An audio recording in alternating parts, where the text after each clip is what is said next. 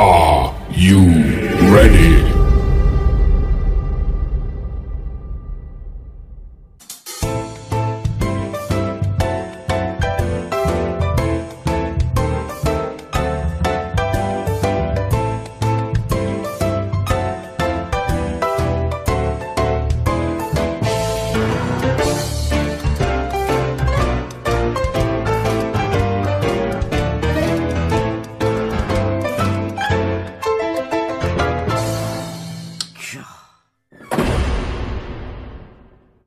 Assalamualaikum warahmatullahi wabarakatuh.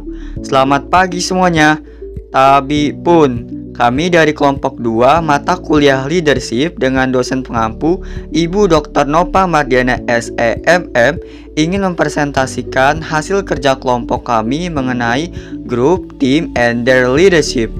Seperti kata pepatah, tak kenal maka tak sayang, maka izinkan kami terlebih dahulu memperkenalkan diri kami. Saya Rangga Aldian Saputra selaku moderator kelompok ini dan rekan-rekan saya yaitu Akipa Adrianisa, Incira Adelia Sapira, Helen Cornia Natali, Muhammad Abdul Jabar, dan Joshua Situmorang. Nah, sebelum kita lanjut ke materinya, ada baiknya kita mengetahui terlebih dahulu tujuan dari pembelajaran kali ini. Adapun tujuannya yaitu yang pertama, mengetahui perbedaan antara kelompok kerja, grup, dan tim kerja. Yang kedua, mengetahui keterkaitan definisi kelompok dan studi kepemimpinan.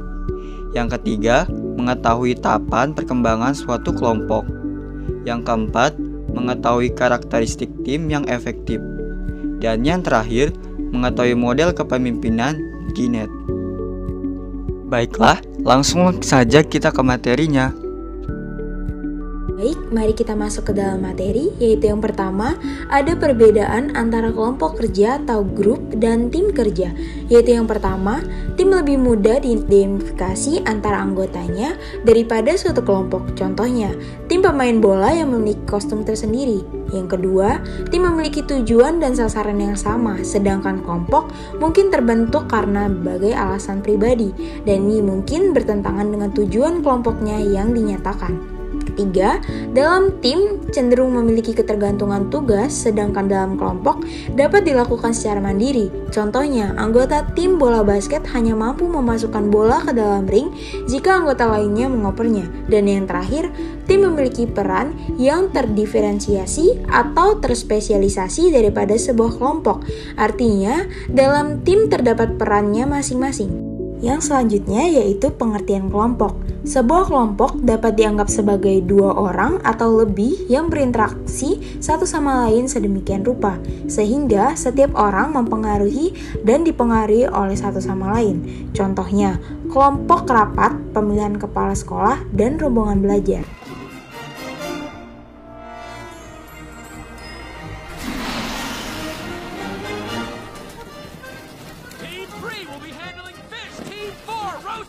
Team 5, grill! Team 6, sauces! Get to your stations, let's go, go, go! Those handling food will walk on 2 legs! Keterkaitan definisi kelompok dan studi kepemimpinan. 3 aspek dari definisi kelompok sangat penting untuk studi kepemimpinan, yaitu yang pertama, definisi ini menggabungkan konsep pengaruh timbal balik antar pemimpin dan pengikut sebuah gagasan yang sangat berbeda dari pengaruh satu arah yang tersirat dalam definisi kamus tentang pengikut.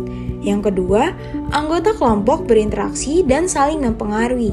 Dengan demikian, orang-orang yang menunggu di halte bukan merupakan suatu kelompok, karena pada umumnya tidak ada interaksi atau pengaruh antara berbagai individu. Di sisi lain, pertemuan 8 orang untuk merencanakan pemilihan ikatan sekolah akan membentuk kelompok, karena mungkin akan ada interaksi timbal balik tingkat tinggi di antara para peserta. Dan yang ketiga, definisi tersebut tidak membatasi individu hanya pada satu kelompok. Setiap orang termasuk dalam sejumlah kelompok yang berbeda. Ukuran kelompok dan implikasi terhadap kepemimpinan. Ukuran kelompok manapun memiliki implikasi baik bagi pemimpin maupun pengikutnya. Pertama, munculnya pemimpin sebagian merupakan fungsi dari ukuran kelompok. Semakin banyak jumlah orang dalam kelompok besar versus kelompok kecil akan mempengaruhi kemungkinan bahwa setiap individu akan muncul sebagai pemimpin. Kedua, ketika kelompok menjadi lebih besar kemungkinan untuk berkembang. Dan yang ketiga, ukuran kelompok juga dapat mempengaruhi gaya perilaku seorang pemimpin. Pemimpin dengan jumlah pengikut yang lebih besar cenderung lebih mengarahkan, menghabiskan lebih sedikit waktu dengan bawahan individu, dan menggunakan pendekatan yang lebih impersonal ketika mempengaruhi pengikut. Pemimpin dengan rentang kendali yang kecil cenderung menampilkan lebih banyak pertimbangan dan menggunakan pendekatan yang lebih pribadi ketika mempengaruhi pengikut. Keempat, ukuran kelompok juga mempengaruhi efektivitas kelompok. Semakin besar kelompok, semakin besar kemungkinan itu akan melibatkan keterampilan, nilai, persepsi, dan kemampuan yang berbeda di antara para anggotanya. Selanjutnya ada tahapan perkembangan suatu kelompok. Kelompok memiliki tahapan sebelum terbentuk dan berkembang. Berikut tahapannya. Tahap yang pertama, pembentukan.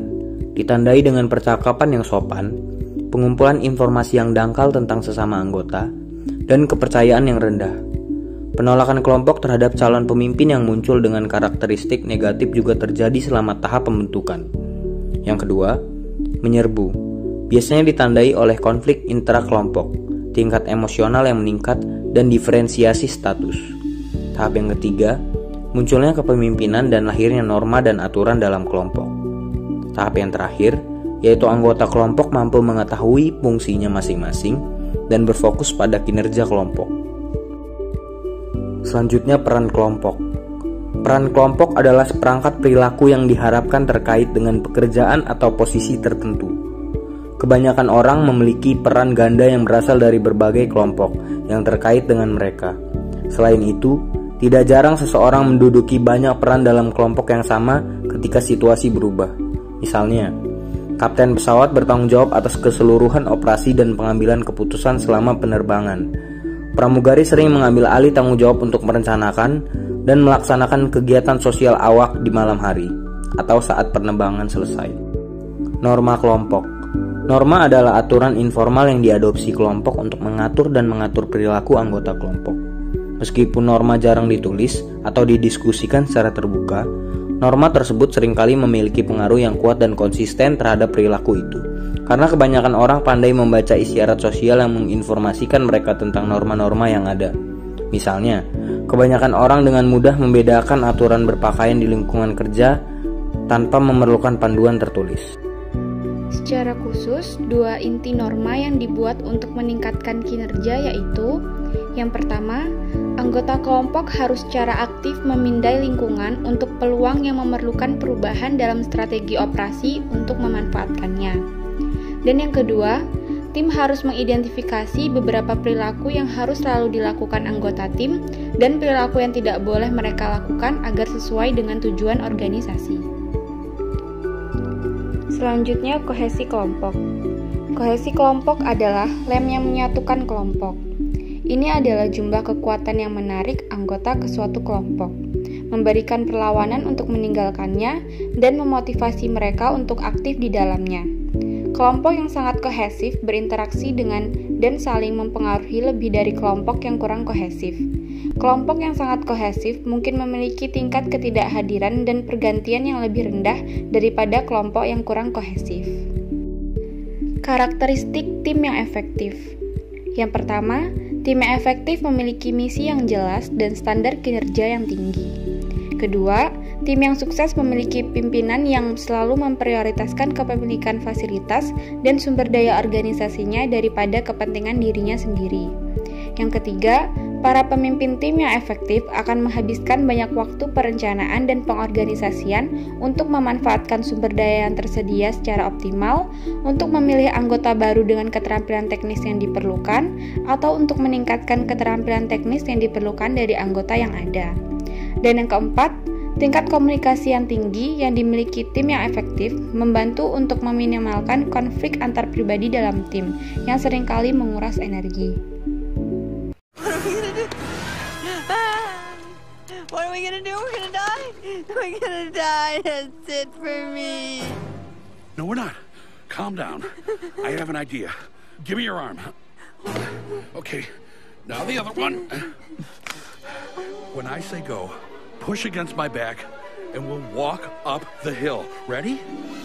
Go. Follow my lead. Ready? Right foot. Who's right? You're right or mine? I don't care. Mine. Well, why yours? Okay, you're right. Ready? Okay, got it. Okay. Right. Left. Right. Look, we're moving. Don't look down. Now stay with me. Stay with me. Right. Left. Right. Model kepemimpinan Ginet. Model ini adalah sebagai mekanisme untuk langkah awal mengidentifikasi apa yang dibutuhkan tim untuk menjadi efektif, dan kemudian memberikan petunjuk kepada pemimpin hambatan yang dihadapi tim atau ke arah cara membuat tim lebih efektif daripada yang sudah ada. Berikut merupakan model kepemimpinan Ginet dan penjelasannya. Dapat terlihat jelas bahwa kegiatan operasional dalam sebuah organisasi diibaratkan sebagai sebuah gunung es. Dari 3 bagian bawah yang menjadi penopang kuat gunung es tersebut diibaratkan sebagai sistem organisasi, faktor-faktor yang berada dalam tim, dan karakteristik individu dalam perusahaan. 3 bagian tersebut merupakan input organisasi. Kemudian bagian tengah pada gunung es tersebut dikatakan sebagai proses organisasi untuk menghasilkan output. Lalu, bagian pucuk gunung es tersebut diibaratkan sebagai output organisasi. Here forever. Do not panic. Do not panic. We are trained professionals. Now stay calm. We are going around the leaf. Around the leaf? I don't think we can do that. Oh, nonsense. This is nothing compared to the twig of 93. That's it. That's it. Good. You're doing great. There you go. There you go. Watch my eyes. Don't look away. And here's the line again. Thank you. Thank you, Mr. Soil. Good job, everybody. Tim virtual. Beberapa tim kerja melakukan pekerjaannya secara non-tatap muka atau daring, karena tim virtual menggunakan teknologi komputer untuk menyatukan anggota yang terpisah secara fisik dan mencapai tujuan bersama. Mereka berkolaborasi secara online menggunakan komunikasi link, seperti jaringan area luas, media sosial perusahaan, konferensi video, dan email. Apakah anggotanya berdekatan atau terpisah benua? Hampir semua tim melakukan setidaknya beberapa pekerjaan mereka dari jarak jauh. Tim virtual harus dikelola secara berbeda dari tim tatap muka dalam kantor. Sebagian karena anggota tim virtual mungkin tidak berinteraksi secara langsung. Karena kompleksitas interaksi, pencarian ulang menunjukkan bahwa kepemimpinan bersama tim virtual dapat secara signifikan meningkatkan tim kinerja, meskipun konsepnya masih dalam pengembangan. Berikut adalah 10 prinsip ketika memimpin tim virtual. Pertama, jadilah proaktif. Dengan memahami tantangan yang paling mungkin terjadi, Anda dapat mengambil tindakan proaktif dan meningkatkan kepercayaan diri tim. Keyakinan adalah blok bangunan kinerja tim virtual. 2. Carilah kejelasan fokus sejak dini. Jelaskan tujuan dan tanggung jawab tiap anggota tim di awal pertemuan dan pastikan agar mendukung kohesi tim. Tim virtual sangat rentan terhadap pergeseran fokus dan fragmentasi. Jadi terus ingatkan tim tentang tujuan, sasaran, dan sebagiannya. 3. Jadilah pemecah masalah yang berkepala dingin dan objektif. Ketika ada masalah, Anda harus tetap tenang. Anda melibatkan tim dalam mencari solusi praktis dan Anda sering berkomunikasi serta objektif terhadap masalah. 4. Fokus pada hubungan sebelum tugas. Anggota perlu merasa dihargai untuk siapa mereka, bukan hanya apa yang mereka lakukan. Mereka perlu merasa terlibat dan terhubung. Kepercayaan biasanya dibangun lebih awal di tim virtual atau tidak sama sekali. 5. Ciptakan rasa keteraturan dan prediktabilitas. Di dunia yang ingin kita merangkul kekacauan, keteraturan dan keterprediksian mungkin tampak ketinggalan zaman, tetapi hal itu sangat penting untuk keberhasilan tim virtual. Yang keenam, mengembangkan perjanjian operasi bersama untuk mengurangi ancaman ketidakpastian dan ambiguitas. 7. Berikan perhatian pribadi kepada anggota tim. Sama seperti yang Anda lakukan dalam tim tatap muka, alokasikan waktu untuk bertemu dengan individu. 8. Pahami setiap tantangan yang ada dan tidak menganggap sepele suatu masalah. Kesembilan, kenali batasan teknologi yang tersedia.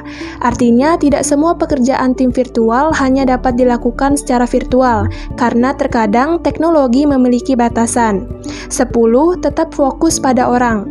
Jarak dapat membuat abstraksi tak berwajah dari kita semua. Jangan pernah melupakan fakta bahwa anggota tim virtual Anda adalah manusia. Kenali kondisi anggota walaupun dalam virtual seperti perasaan frustasi, kemarahan, kegembiraan, kebosanan, dan keterasingan dan tekanan pribadi. Kesimpulan, setiap kelompok atau tim memiliki gaya kepemimpinan yang berbeda-beda yang dipengaruhi oleh beberapa faktor. Faktor kelompok yang dapat mempengaruhi perilaku pengikut meliputi ukuran kelompok, tahap perkembangan kelompok, peran, norma, dan kohesi. Praktisi kepemimpinan harus menggunakan konsep ini untuk lebih memahami perilaku pengikut. Pemimpin juga harus menggunakan perspektif tim untuk memahami perilaku pengikut dan kinerja kelompok. Praktisi kepemimpinan perlu mengingat bagaimana rasa identitas tim, tujuan atau tugas bersama, tingkat saling ketergantungan tugas, dan peran yang berbeda mempengaruhi perilaku pengikut fungsional dan disfungsional. Selain itu, karena tim yang efektif memiliki beberapa karakteristik yang mudah diidentifikasi, praktisi kepemimpinan mungkin ingin menggunakan model gaya kepemimpinan Ginette. Baik, sekian presentasi dari kelompok kami. Kurang dan lebihnya kami mohon maaf, kepada Allah kami mohon ampun. Terima kasih atas waktu dan perhatiannya. Bagi kalian yang ingin memberikan pertanyaan, kritik maupun saran, dipersilakan. Kami akhiri, wabillahi taufiq walhidayah. Wassalamualaikum warahmatullahi wabarakatuh.